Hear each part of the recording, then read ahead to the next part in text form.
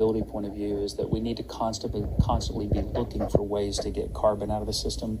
Carbon is it's money, it's savings, and as we really got after sustainability almost a decade ago now, we learned that you can save money and run a better business and build a more sustainable company. We've set a target of getting a gigaton of carbon out of our business by 2030 together with our suppliers. So we need to find lots of ideas like this, and hopefully we can make this Tesla thing work so that we can achieve Walmart's advanced vehicle experience. What you're seeing in the video is the powertrain, which is made up of a microturbine, a battery storage system, and an electric motor. Thanks once again for joining us. This is Greg for Teslafaninsight. Our focus today is the dynamic duo of the combination of both Tesla and Walmart. This, I believe, is one of the most important team-ups out there, so we wanted to carefully review some key operating points from this partnership. Just a note, please remember to like and subscribe. Also, please join us on Patreon if you'd like some ideas for better investing and trading, be it Tesla and other entities.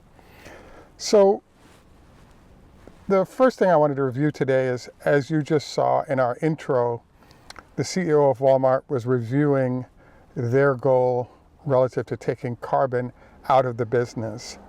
Another data point that was released in data we saw is Walmart has a goal by 2027 of getting rid of all of their, I wouldn't say EV trucks to go to EVs, because a lot of fleets are choosing to have natural gas or possibly hydrogen, but we'd like to think that if the Tesla Semi works well, the current 10,000 tractors that go with 80,000 trailers that Walmart has will transition over to the Tesla Semi truck. So one of the biggest reasons why we think it's important to concentrate on what are retailers like Walmart going to do, and how is the competitive threat of Walmart going to impact competitors, is that, number one, it is well known that 11% of all of the electricity that's generated in the United States is utilized by grocery stores, in particular because of the refrigeration of foods, but in general of the operation of those stores. And so Walmart is actually the number one grocer. And so if we look at possibly other entities joining that grocery process, we now end up with a large number of companies that are now combining to go down the same path in terms of electric vehicles, etc. So I wanted to particularly focus here on the fact that we actually have a situation where, not only is Walmart impactful in the United States, but it's also impactful in Canada as well. Hence, an entity called Loblaw choosing to work on finding some electric solutions. We'll get back to them in a minute. But in general, we wanted to bring the idea forward that Walmart's efforts to go towards electric vehicles and other renewables is a really big deal, because competitors seem to want to join them down that path. The next thing that we wanted to review is the fact that it's our opinion that a Walmart-Tesla dynamic duo is a very potentially powerful one, because there are a lot of ways you could calculate how they might work together successfully. One simple example that I feel is powerful is the fact that Walmart has at least 250 stores as of 2020 that had Tesla solar panels on top. There were some issues there in a lawsuit that happened. The settlement included the repair of those panels on top of roofs that were causing fires so that they could move on effectively.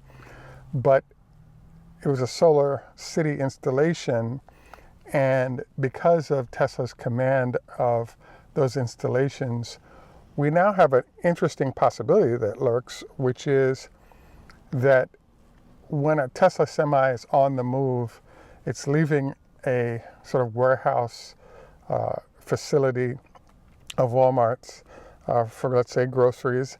And then that vehicle is going to travel to a number of stores before circulating back to resupply and starting the process once again.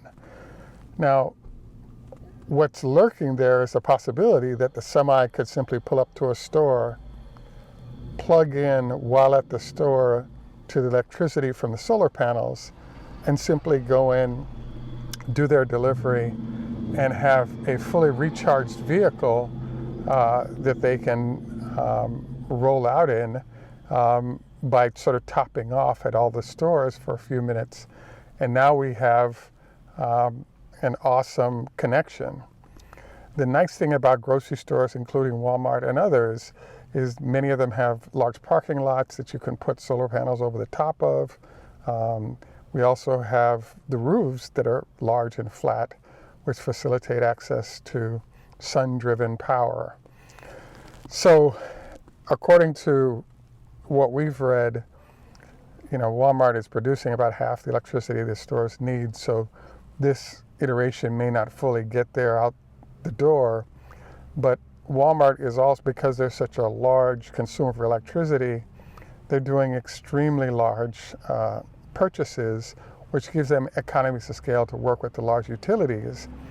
And if they so choose, they could hook up with Tesla and actually work on doing production of power that would be fed through the grid into their stores. So I just think that this lends itself to several different ways that Walmart can execute that represents an optimization of everything that Tesla does, be it power packs or be it solar panels on roofs, or be it, in this case, the use of the Semi. Another element of the transition to the Tesla Semi that I think is totally awesome is there's a difference between discretionary purchases and hardcore business logical purchases. So, as we've discussed in our other shows, one of the big discussions is if in theory the cost of electricity is a half to 1/3 of what was currently being spent on diesel for their trucks, there's a hardcore business reason there why doing good by the planet, they're also doing well because they're reducing their overall costs nicely. And I think if not Walmart, it may be Albertsons or others, we end up with these guys choosing to get with the supplier and somehow put up their own grids that would service groups of stores. I just think this would be awesome for the planet, and the companies are well justified in expending the cash necessary to execute in this fashion. So I just think that the number of ways this comes together is really impressive. The next thing we wanted to discuss is just the fact that there's a company called BYD. They're a Tesla competitor, primarily in China, but probably soon the rest of the world. BYD is vertically integrated, very much like Tesla. I believe they have a bigger battery operation than Tesla does for production, and they're leveraging that across the entire range of products and prices. One of the aspects of BYD I find interesting is what's gone on.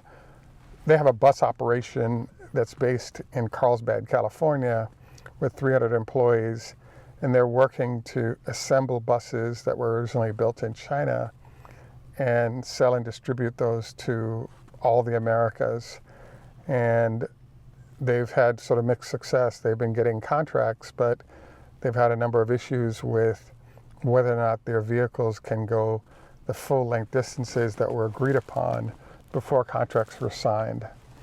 One case that I wanted to quickly mention is that Loblaw, which is a large grocer in Canada, signed sort of EV deals with both BYDs for BYD trucks as well as for Tesla trucks. And after implementation of the BYD trucks, the range of 92 miles in very cold Canada turned out to be a non-workable situation. So as a result, we ended up with Loblaw choosing to pull out and end the agreement to help BYD build Canadian facilities from which they could service the needs of Loblaw and other companies throughout Canada. And they actually went to the E-Cascade product that is the Freightliner division of Daimler's as their other test type of vehicle within this space. So as the Tesla product starts to roll out and the major retailers like Walmart, Target, etc., choose Tesla as their solution, I think this lends itself to Tesla getting a lot of traction quickly for those entities that are wanting to reduce their carbon footprint, but also generate a number of other benefits, particularly cost reduction related to the transition to electric vehicles or renewables, if you will. So I think all of this is awesome.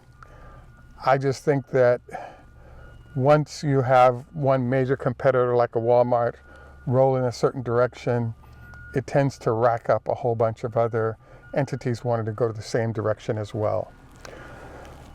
The perhaps final note for this show, but not in terms of how we prepare for the incoming Tesla Semi, is yes, the state of California was excited to help fund the Tesla Semi as they're working with the folks at the Frito-Lay division of Pepsi. It's a great deal when you have these trucks running around large areas and dropping off product to reduce their carbon footprint.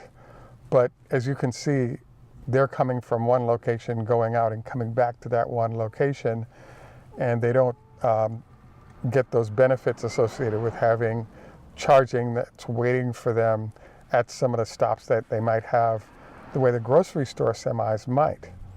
I would not be surprised to see an emergency power relationship develop between, the Walmarts of the world and people like Frito-Lay when their trucks are on deliveries in case they may need that charge up. But I more expect, based on what Tesla is discussing, for a charging network to be set up perhaps parallel to where the car charging facilities are currently, so that if trucks are not going all the way back or unable to make it back to their home bases, they'll have sort of emergency places that they can pick up a charge if they need to. So stay tuned. I think that the Walmart Tesla hookup is awesome. I'm impressed by Walmart's commitment on this, and I think they're going to get some real progress, and their progress will compel other competitors to head down the same road. And given the quality that Tesla's truck represents compared to the offerings of other entities, I just think that we end up now in a situation where it's a win-win for Tesla and the next stage of major growth, but also we end up with a terrific situation where Tesla makes a killing and has an outlet for, solar panels, megapacks, trucks. It's an overall awesome situation for the company and for the recipient of those services. At any rate, we look forward to your comments on all of this. Please take time to like and subscribe. We also wanted to encourage you for our health tip of the day to consider maintaining your same sleep schedule for a couple of weeks because you develop a circadian rhythm and your body will get in rhythm for best times of the day for certain activities, and I think you'll feel a lot better in the process. This is Greg for Teslafaninsight. Tschüss, au revoir, lehitrot, khoda hafez, straziche, ni hao ma, konbanwa, Japanese, heido, Swedish. And in Jamaica, we say enough respect, walk good man. Thanks for joining us, and we look forward to Walmart and Tesla having a great working relationship.